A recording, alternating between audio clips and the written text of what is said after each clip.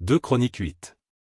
Au bout de 20 ans, pendant lesquels Salomon bâtit la maison de l'Éternel et sa propre maison, il reconstruisit les villes que lui donna Huram et y établit des enfants d'Israël. Salomon marcha contre Hamath, vers Tsoba, et s'en empara. Il bâtit Tadmor au désert, et toutes les villes servant de magasins en Hamath.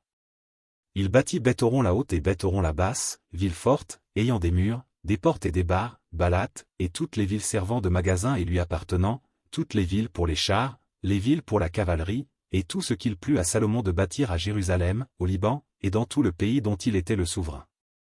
Tout le peuple qui était resté des Hétiens, des Amoréens, des Phéréziens, des Éviens et des Jébusiens, ne faisant point partie d'Israël, leurs descendants qui étaient restés après eux dans le pays et que les enfants d'Israël n'avaient pas détruits, Salomon les leva comme gens de corvée, ce qu'ils ont été jusqu'à ce jour.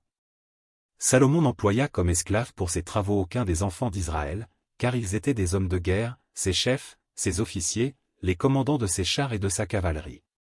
Les chefs placés par le roi Salomon à la tête du peuple, et chargés de le surveiller, étaient au nombre de 250.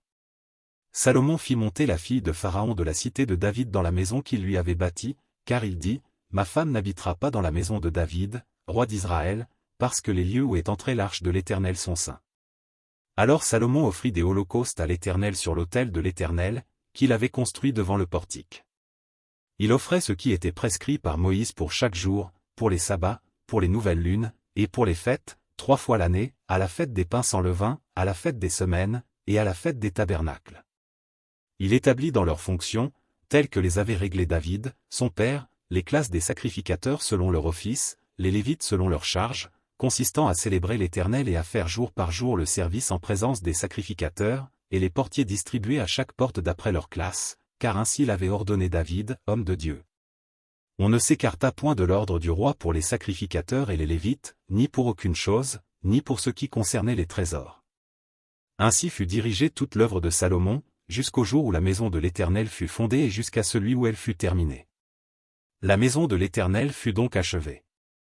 Salomon partit alors pour Etzjon-Gébé et pour Éloth, sur les bords de la mer, dans le pays d'Édom. Et Huram lui envoya par ses serviteurs des navires et des serviteurs connaissant la mer. Ils allèrent avec les serviteurs de Salomon à Ophir, et ils y prirent 450 talents d'or, qu'ils apportèrent au roi Salomon.